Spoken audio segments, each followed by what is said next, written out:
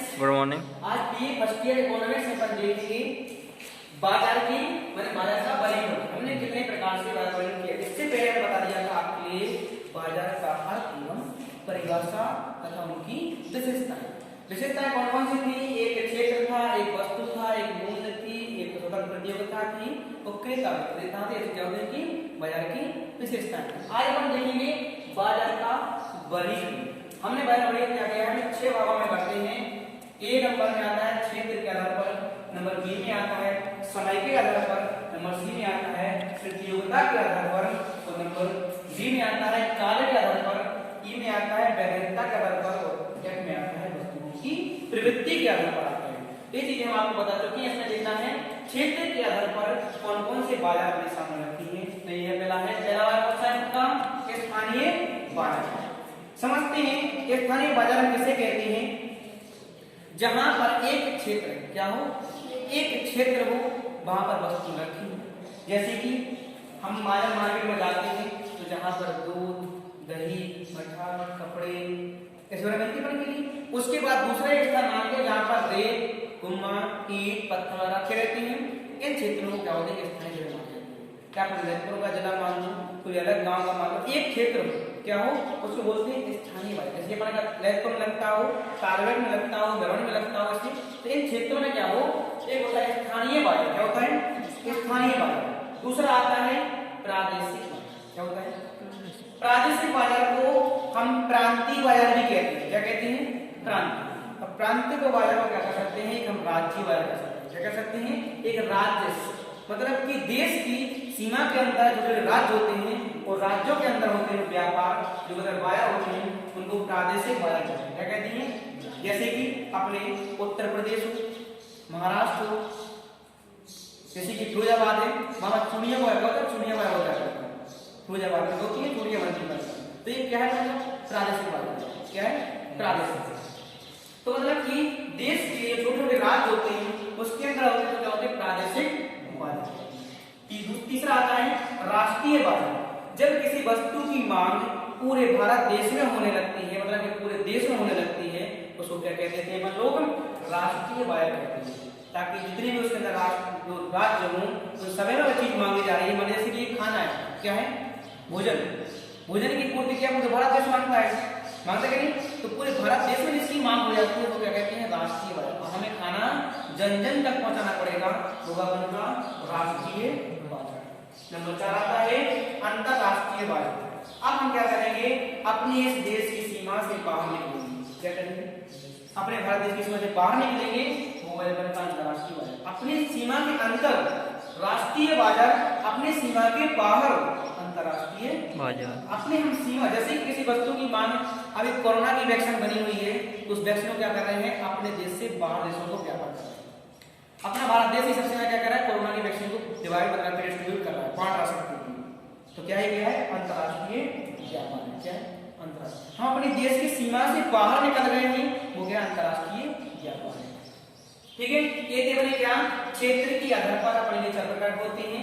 Number समय के आधार B में आता है समय के आधार पर लिखा है अति अल्पकालीन बाजार। आपने देखा होगा सुबह से अपने क्षेत्र में, स्थानीय क्षेत्रों में क्या होता है? सब्जी बेची जाती है। क्या होती है? सब्जी बेची जाती है। सुबह से दोपहर तक सब्जी की वजह खत्म हो जाती है। क्या हो जाती है? खत्म। दूध का धंधा है का सुबह शाम तक का खत्म हो जाता है, उसको बोलते हैं अति अल्पकालीन बाजार। जो सब्जी होती है उसको हम सुबह से शाम तक रख सकते हैं, कल के लिए नहीं रख सकते, वो खराब हो जाएगी। अति अल्प जिसकी सीमा कितनी होती है? केवल 1 दिन की। कितनी होती है? 1 दिन से भी कम, उसको बोलते हैं अति अल्प। अति मतलब कि बहुत ही कम, अति अल्पकालीन बाजार जिसकी सीमा कितनी होती है? समय सीमा 1 दिन की होती है। दूसरा आता है अल्पकालीन बाजार जिसकी 1 हफ्ता होती है। कितनी होती है?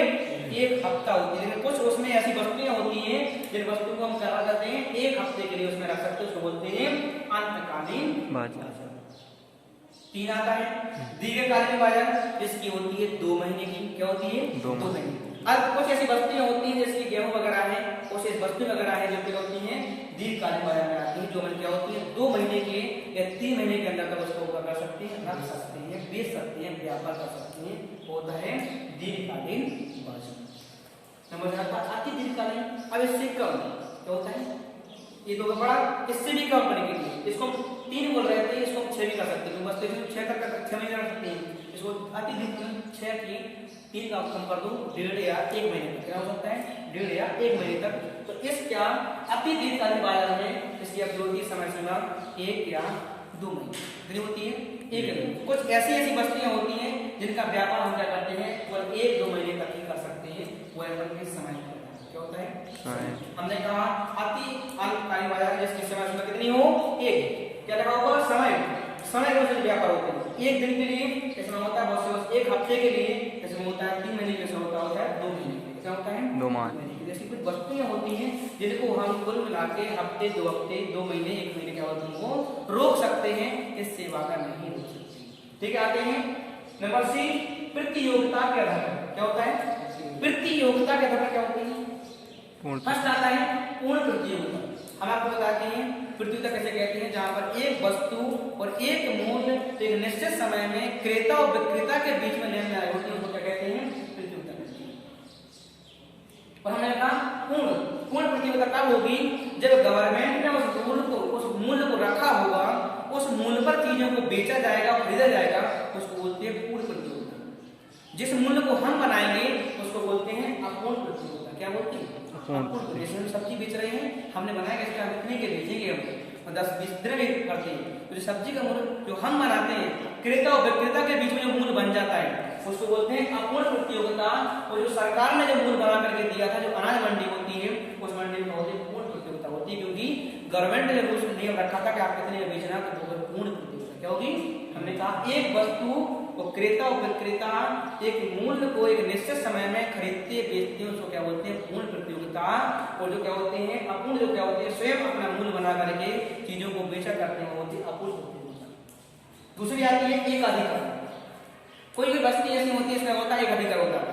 एक अधिकार कैसे होती है, हम कपड़े लेके जाते हैं, अधिकार है कपड़ा मेरे लिए, जानवर के लिए कपड़ा नहीं, किसके लिए नहीं है, जानवर के लिए होता है का एक अधिकार बाजार। कोई वस्तु है, किसी कोई लोहे की वस्तु है या कोई सोने की वस्तु है, कोई ऐसी कई प्रकार की होती है जिन पे क्या होता है सिर्फ एक अधिकार मेरा होता है, बोलते हैं एक अधिकार बाजार।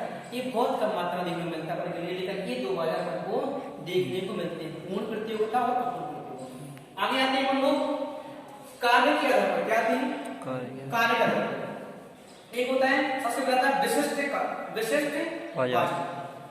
कहीं कहीं कुछ ऐसे कार्य होते हैं जो व्यक्ति 8-8 घंटे ना करके 12-12 घंटे कार्य करते हैं, क्या होते हैं। जैसे कि मान लीजिए मैं आपको पढ़ा रहा हूं, ये क्या है एक विशिष्ट कार्य, क्या है एक विशिष्ट कार्य है कि नहीं। किस तरीके से, अगर हम आप लोगों को शिक्षा नहीं देंगे तो क्या आप लोग जो ज्ञान है वो आगे बढ़ जाएगा, नहीं बढ़ेगा। आपके लिए क्या करना पड़ेगा, विशिष्ट नॉलेज देनी पड़ेगी आपके लिए। ये क्या है का विशिष्ट कार्य। अगर आपके लिए यहाँ नहीं शिक्षा मिलेगी तो आप लोग कहीं ना कहीं और शिक्षा के लिए क्या होगा ढूंढोगे। क्या ये बनता है विशिष्ट कार्य है, मतलब कहीं ना कहीं क्या होते हैं विशिष्ट बाजार भी होती हैं जो हमें करने ही पड़ते हैं। जैसे कि क्या लिखा है कार्य, जैसे कि मान लीजिए क्या है गेहूं वाला काम, क्या है मंडी में गेहूं बेचने के लिए जाना है, तो हमें भी पैसे की आवश्यकता है और वो करना भी जरूरी है, क्योंकि किसी दूसरे व्यक्ति को सप्लाई भी करनी है, क्या करना है सप्लाई। क्या रखा है विशिष्ट बाजार। दूसरा आता है मिश्रित बाजार। मिश्रित बाजार में क्या आता है, वही उसी बाजार में कपड़े बिक रहे हैं, उसी बाजार में कुछ धातुएं बिक रही हैं, उसी बाजार में सब्जी बिक रही है, उसी बाजार में अदर चीजें बिक रही है, उसको क्या कहते हैं मिश्रित बाजार। एक चीज नहीं, जैसे कि मतलब अनाज मंडी है, उसमें केवल अनाज बिकता है, वहां पर कपड़े नहीं बेचे जा सकते, बाकी केवल अनाज बेचेंगे तो वो कहेगा बनका एक विशिष्ट बाजार। और मिश्रित बाजार में हमने कहा जहां वही कपड़े, वही सब्जी, वही धातुएं, वही अन्य चीजें बिकती हैं, उसको बोलते हैं मिश्रित बाजार। क्या होता है मिश्रित। जैसे अपन मार्केट में हो जाते हैं तो वहीं पर चप्पल की दुकान रही होगी, वहीं पर सोने चांदी के बिक रहे होंगे, कुछ भी होते हैं, तो कई एटीसी कितनी चीजें बिकती हैं, उसको क्या कहते हैं अपन लोग एक मिश्रित, क्या कहते हैं मिश्रित बाजार कहते हैं। नंबर 3 आता है नमूनों द्वारा बाजार। क्या आता है नमूने।